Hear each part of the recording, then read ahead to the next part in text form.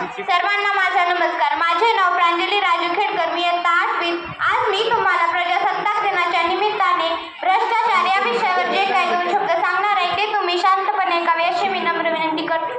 ज्या राजांचा आपण जे काय करतो, ज्या राजांचं नाव आपण आपल्या तोंडून घेतो, ज्या राजांच्या नावावर आज हे अर्थकारण फिरतं, त्या राजांचं नाव घेताना आपण निदान आपल्या तोंडात गुटखा मावा खावं, त्या राजांचं नाव घेताना आपण आपल्या तोंडाला चूळ भरावी.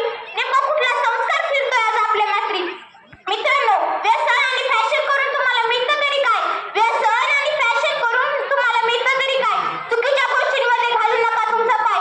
जर तुम्हाला खरं वागता आलं ना, तर तुम्ही त्या जगाचे ज्ञानोबाराय तुकोबाराय आणि छत्रपती शिवराय. तर तुम्ही त्या जगाचे ज्ञानोबाराय तुकोबाराय आणि छत्रपती शिवराय. आणि यासाठी तुम्हाला स्वतःचं मत परिवर्तन करावं लागेल. त्या भ्रष्टाचारापासून स्वतःला वेगळं ठेवावं लागेल. याचं एक उदाहरण मी तुम्हाला सांगू इच्छिते. एकदा एक व्याख्याता नगरला गेला. नगरला गेल्यावर त्यांनी एका पठ्यानं प्रश्न केला.